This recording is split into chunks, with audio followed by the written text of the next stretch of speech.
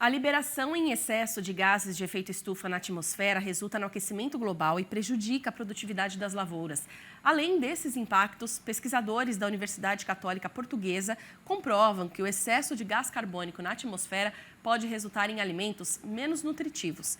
Para a gente entender mais como ocorre esse processo e também os impactos na saúde humana e animal, a gente convidou a bióloga e diretora adjunta do Centro de Biotecnologia e Química Fina da Universidade Católica Portuguesa, a Marta Vasconcelos, que já está aqui conectada conosco. Professora Marta, seja muito bem-vinda. Bom dia.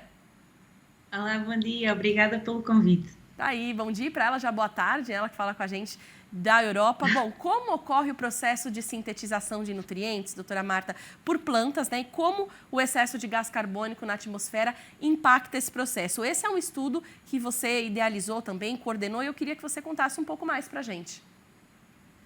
Então, é verdade, nós hoje em dia estamos a respirar na nossa atmosfera cerca de 420 partes por milhão de dióxido de carbono e estes valores têm vindo a aumentar gradualmente, principalmente desde a Revolução Industrial, e espera-se que daqui a 10, 20 anos estes valores cheguem aos 600 partes por milhão.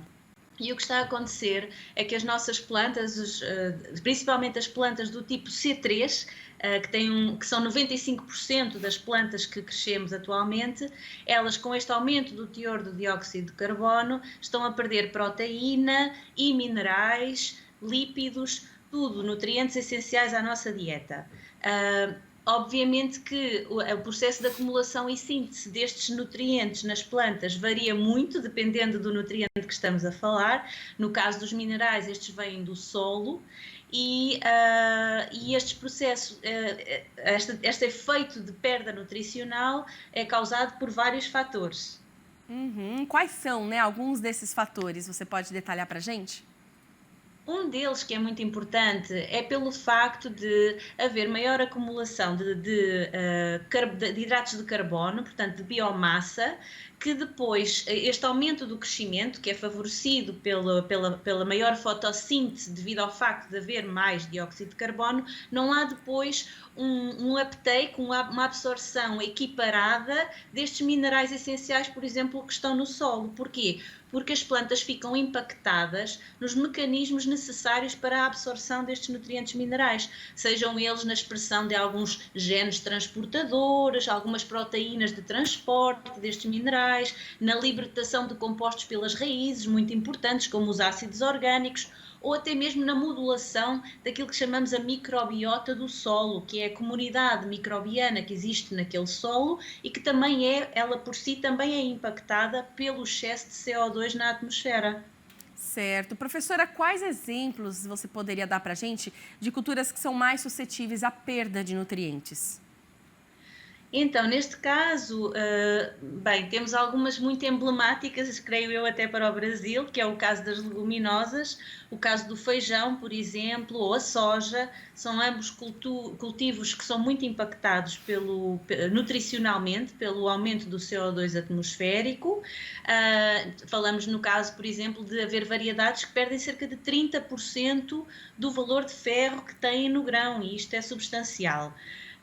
Mas todas as leguminosas, na verdade, são impactadas por este fenómeno. Depois temos os cereais, nomeadamente o arroz. O arroz é uma cultura muito influenciada pelo elevado CO2 atmosférico e que perde também nutricionalmente bastante em termos dos minerais.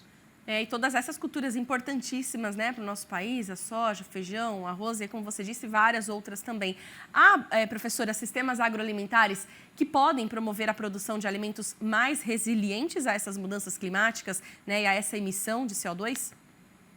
Sim, com certeza. Número um, nós devemos ter alguma consideração quanto a estas perdas nutricionais na escolha do material que vamos plantar, porque nós já percebemos que há determinadas sementes de algumas variedades que são mais resilientes a estas perdas nutricionais e que ainda assim mantêm a sua produtividade. Portanto, logo na escolha das sementes que vamos plantar, temos aí uma ferramenta. Depois, temos que aliar a isto todas aquelas ferramentas que nos permitem ter uma excelente qualidade no solo, uma excelente capacidade de retenção de água no solo, no caso as leguminosas, e, acima de tudo, diversificar as culturas, ou seja, não plantarmos apenas uma monocultura intensiva de um milho, por exemplo, mas introduzir biodiversidade no sistema ajuda a que as plantas sejam mais bem nutridas. Certo, agora perfeito, né? Agora o que os produtores rurais podem então fazer, né? Cada vez mais produzindo alimentos. A gente sabe que os produtores fazem um papel importantíssimo, produzindo alimentos cada vez mais nutritivos, sustentáveis, né? E dado aí que a expectativa de liberação de gases de efeito estufa possa aumentar nos próximos anos, qual o papel, né? E o que os produtores devem fazer? Pois então, eu acho que é muito importante que os produtores olhem a estas, estejam aliados à ciência, não é? Estejam cada vez mais próximos dos cientistas, para que eles recebam também dos cientistas informação sobre quais são as matérias-primas, quais as sementes mais adequadas para que não haja estas perdas nutricionais, e depois é seguir todas aquelas práticas que conhecemos de uma boa agroecologia, que, como falávamos, é a redução na utilização de pesticidas, redução na utilização de herbicidas, no fundo, todos os insumos sedentários que, por sua vez, degradam a qualidade do solo e tornam este cenário ainda mais vulnerável. E não é só o CO2 que tem impacto na nutrição dos nossos alimentos, é também, por exemplo, a própria seca. A carência de água no solo, nós temos vindo a demonstrar também, nós e outros, que também impacta o valor nutricional dos nossos alimentos. Por isso, para mim, eu acho que é diversificar, seguir muitos os princípios da agroecologia e da redução da aplicação de compostos químicos. Hoje em dia também temos muitas ferramentas de digitalização disponíveis, de agricultura de precisão, que nos permitem também resolver aqui, em certa parte, estes problemas. E estarem muito atentos também ao que o consumidor vai pedindo, não é? Porque cada vez mais, não sei qual é exatamente o cenário no Brasil, mas aqui na Europa cada vez mais se pede produção local, de alimentos sazonais, ter muito em conta estas questões também acho que é importante. Com certeza. Aqui também a gente tem uma exigência grande hoje por rastreabilidade na origem dos produtos, então tudo isso também vem sendo feito de forma considerável. Professora, muito obrigada pela participação, um ótimo dia e até a próxima. Igualmente, obrigada. Obrigada.